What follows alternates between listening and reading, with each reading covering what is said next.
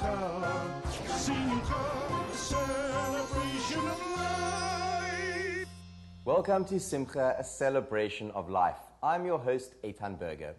Musician Rabbi Shlomo Katz weaves together Torah insights and music in a way that is transformative and unique. We caught up with this talented and insightful musician at the Sinai in Darba earlier this year.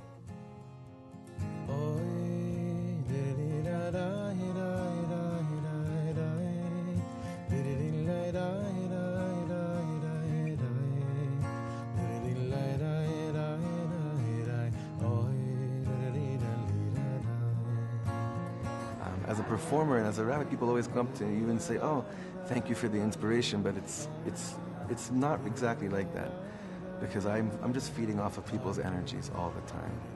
You know, music and words of wisdom have a way of bringing out deeper realms of people which they didn't even know existed inside of them before. So I'm just feeding off of like a boomerang effect, really.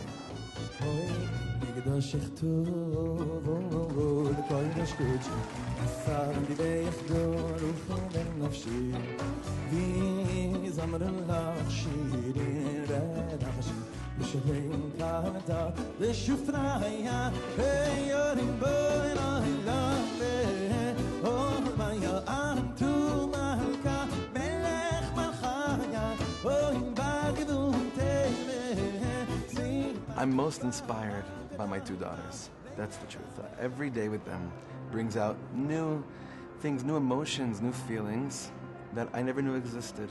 I never knew such love could exist. And I just close my eyes, I see those four eyes looking at me. That's my biggest inspiration in the world.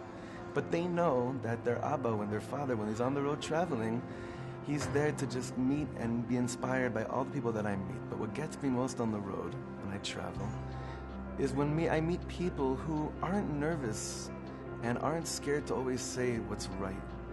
When they feel something and they're inspired to share their heart and get a glimpse of their heart, that inspires me more than anything. Every time before I go on stage, I say the following phrase from the Chumash, from the Bible. It said that Noah found grace in the eyes of God. And I always pray that I find grace in the eyes of my audience, because I just want it to be the most me that could be, and that I always say when I'm on stage, I'm more or less putting my soul on display, hopefully. And it's a very fragile, vulnerable, situation there. Hopefully all of me is in that moment, but hopefully I'm discovering more parts of me while I'm on stage, which I didn't know existed beforehand. So it's never boring. It's actually always innovative and always surprising, as long as I'm open for being surprised. Simcha, celebration of life.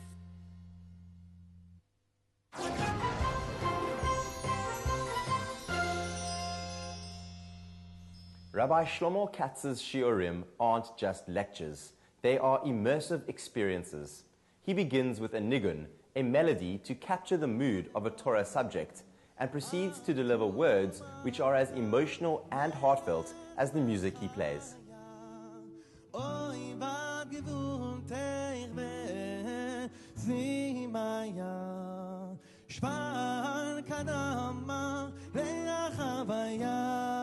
Musically, the inspiration comes directly from two people. My father, Avshalom Katz, who's a cantor, musician, who infused within us the passion of music from a young age. And from my spiritual guide and mentor, Rabbi Shlomo Carlebach, who graced this land as well, traveled the whole world with his guitar and with his Torah in his hand. His melodies pierced my soul at a very young age. But it inspired me to figure out my own voice, not just to sing his songs. The world's already singing his songs.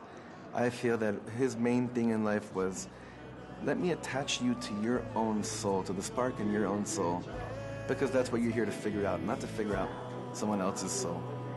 So his music always inspired me to find my own melody, and it's still a work in progress.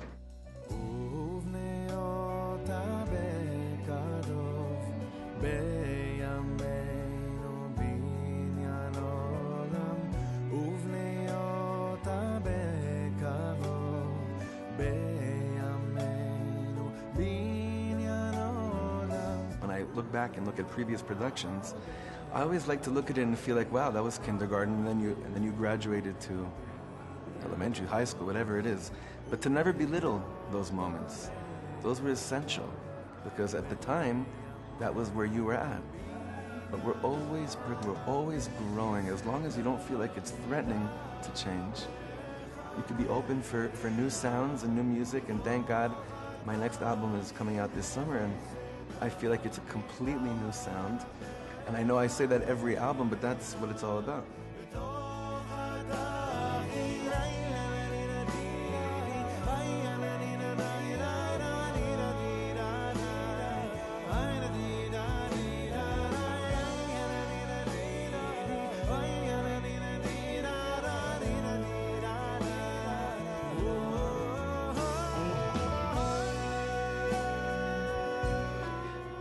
It's the next phase. It's being open to what God has in store for you.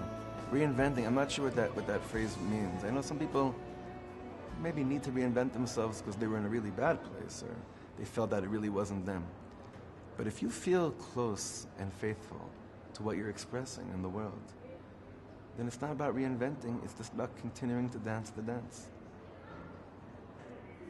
I feel that one of the greatest struggles that young artists or older artists or young rabbis or older rabbis have a tough time dealing with is we always want to know, what does the public want? What does the crowd want? What are they hungry for? Especially with music, with youth. What do they want to hear? What's their sound? And sometimes we get caught in between, am I producing what my neshama, what my soul is feeling? Or am I just based on, am I working on a reactor and just reacting to what the crowd wants? And it's so easy to get lost like that, because one could be successful in projecting a sound that's more suitable for what the youth wants, but it might not be what their neshama is all about, what their soul is all about. This is where trust comes in. I have to trust that whatever's being received through me, whatever God is sending through me, is exactly what's meant to be. And if it's meant for the youth of today, and I pray for that all the time, let it be. And if it's not, I'll find my way, as long as I stay faithful to what's naturally evolving inside.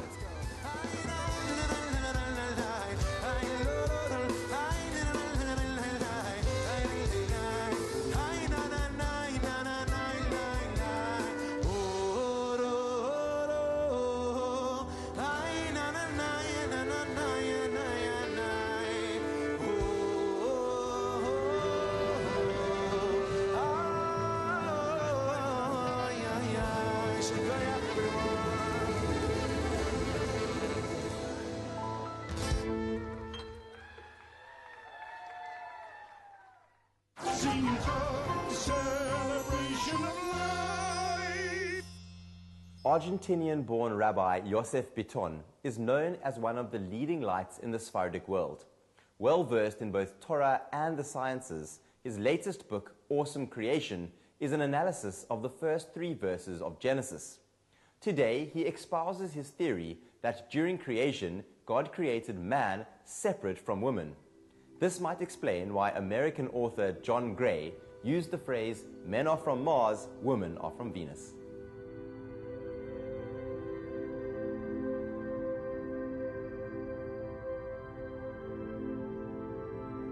Unlike other species, male and female were not created at the same time or from the same source. In the Bible, if you look carefully, the mammals were created on the 6th day, and the female zebra and the male zebra were created together. From the same source, God created them from earth, okay?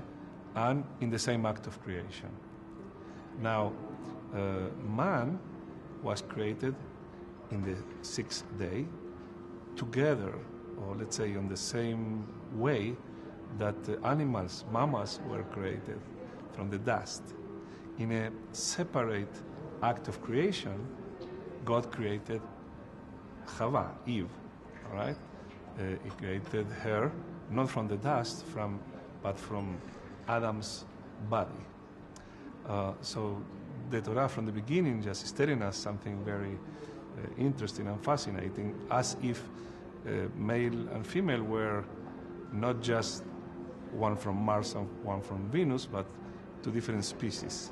Okay, so I found that very interesting, especially in light of the new discoveries about man's brain and female's brain.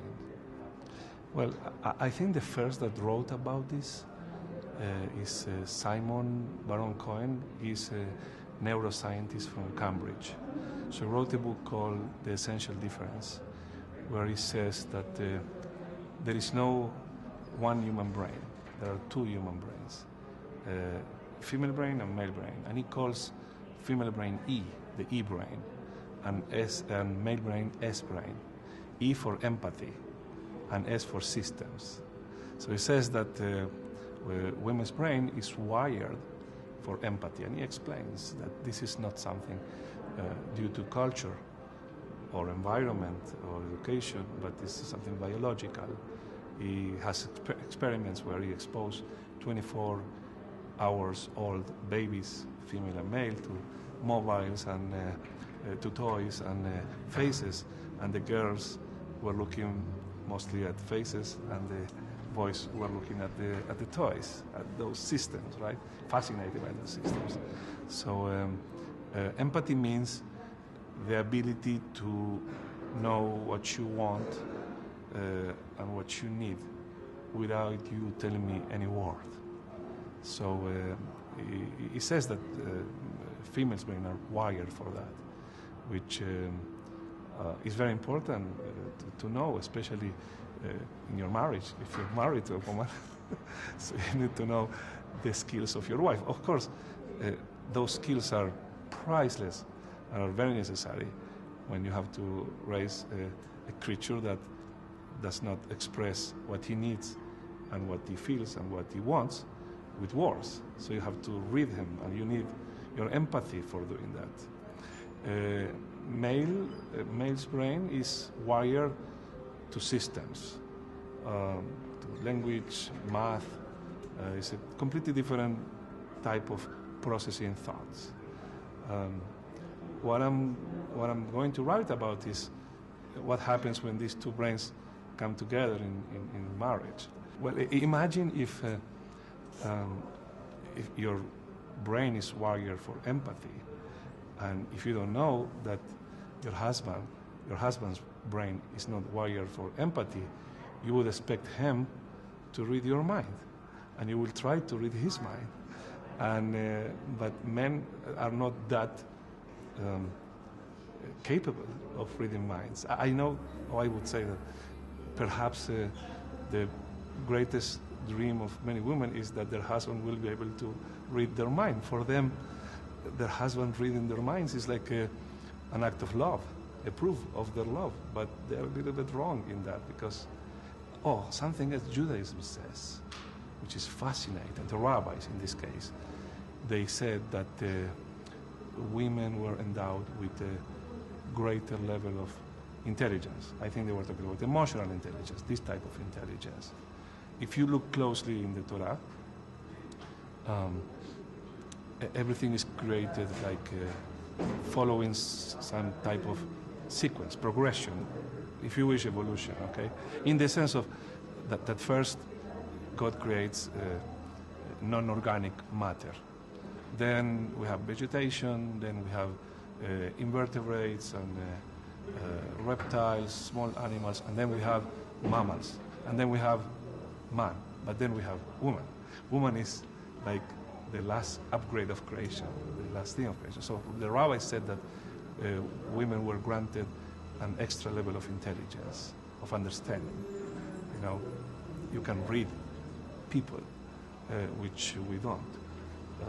So many times those are the expectations that women have from their husbands. And this is what makes their husbands also a little, what's going on? Like, I give an example. My father and my mother got married in January, a long time ago. So my mother's birthday was December 4th. So the last week of November, my father asked my mother a question that only a man can ask. He asked her, would you want me to throw a party for you or bring you some gift for your birthday? And what do you think she said? She said, no, not necessary. And what do you think my father did? Nothing. Nothing, of course. And what do you think my mother did? Almost killed her. But why? You said no. The thing is that my mother would never, or any woman, would never have said, yes, I want you to give me a present, because they want you to want to give the present. They don't want you to give the present because you told them, something like that. So you see that wars for men are a very explicit thing. You know, they decode wars as a system. You say what you mean and you mean what you say. For women, it's not necessarily the case. Many times they expect their listener or their husband to understand what is behind their words, and for them it's so obvious. If you are an observant Jew and you have some codes of beliefs, then you're playing with advantage in your relationship, because you share the same grounds and I would say the same ideals, the same mission statement, but still we are two different species. So the Torah says another thing, very interesting. It says, Ezer kenegdo, that the woman was created as a companion, but opposite to him. So in some cases, we are not just different, we are the opposite. Now, this opposition was created by design, because we have to synergize, right? So my children, they need system, and they also need empathy. They need both. They need both of us. My parents, her parents, they need the same thing. Okay? So we have to work as a team, and we were given the tools to work as a team with different skills, each one of us. This information is key, because it allows us to know that our wives are different than us, and we have to understand them as they are and value them as they are, and do not expect them to think like us and to take advantage of those differences. Same thing for the wives. Simcha, celebration of life. Simcha, celebration of life. As you are probably by now aware, next weekend's Shabbos project, which was initiated by South Africa's Chief Rabbi Warren Goldstein, will now be observed worldwide. With the event only days away, here are some insights and thoughts on Shabbos from around the globe. Rabbi Goldstein made us aware that people have a shaychus to Shabbos no matter where they're holding. And actually, this idea is coming to America now. And we hope that many communities in America will host that Shabbos, invite people for Shabbos who are not Shomer Shabbos. You should invite them for the whole Shabbos, because otherwise it's questionable if you invite somebody for Shabbos that he has to travel back on Shabbos. But you have to prepare a place where they could stay over the whole entire Shabbos.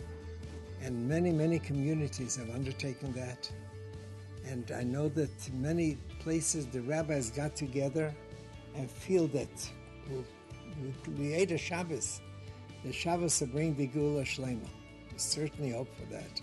What I love about Shabbos is I love being able to spend time with my family. If it wasn't for Shabbos, I would 100% be working 7 days a week. I don't think that I would ever take a day off.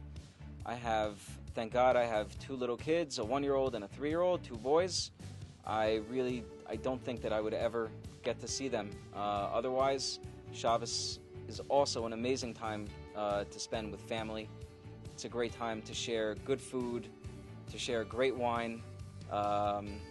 It's a happy time. And when I was raised, I was always brought up, my father was never around during the week. The only time he was around was on Shabbos, and he even says to this day, without Shabbos, he feels that he would have, God forbid, been dead without the break.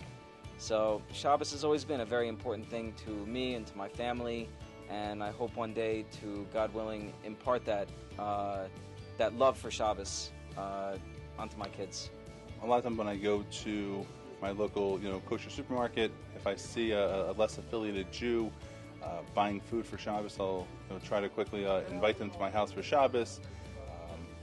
And every single person needs to really take that very seriously. It doesn't matter if a person has a yarmulke on, or doesn't have a yarmulke on.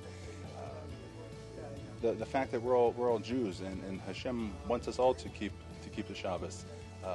Honestly, all it takes is most people I found, if you just bring them into your house and introduce them to Shabbos, it truly really sparks something in them, and from that, with enough help, Hashem will help them as well. I would say the most special for me at this stage of my life is being able to go to shul. I don't have responsibilities at home. I like to go. I like to hear the beautiful music. I like to hear the rabbi speak. I like to listen to the Torah. I like to daven with all the people together. It's really a great experience. I feel very privileged to be able to tell my positive thoughts and feelings about the Shabbos Project. It's really amazing. I've been in Nation Torah for 40 years, since day one, and the idea of getting people introduced to Shabbos for the first time, it's a life transformation, because when you realize that Judaism stands for gratitude and appreciation, and Shabbos is a day of appreciation and a day of serenity, and it's a day of inner peace and peace of mind. And people, you look at it from the outside, it looks a day of restriction of what you can't do. But really what you're doing is creating an inner peace. And when you create that peace of mind, then you can do it for this day. You'll want to have many more moments and times that you have peace of mind. So the whole idea of the Shabbos Project is a tremendous, tremendous, wonderful thing that what Shabbos does for the Jewish people, and it's a model for the world to have a deeper sense of appreciation and serenity. And I wish tremendous, tremendous success for everyone involved in any way for the Shabbos Project. Please join us this year again and keep the Shabbos Project together. And please God for many years to come.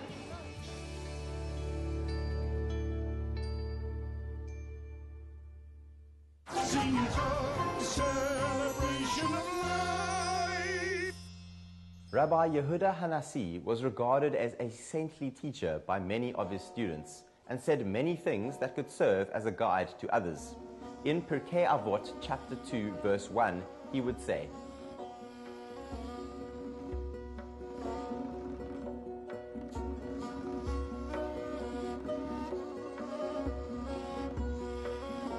"Contemplate 3 things, and you will not come to the hands of transgression. Know what is above from you, a seeing eye, a listening ear, and all your deeds being inscribed in a book." Sadly, we've come to the end of this week's episode of Simcha. Thank you so much for joining us.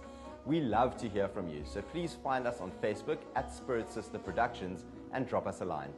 From myself, Eitan Berger, and the whole team here at Simcha, have a great week and goodbye.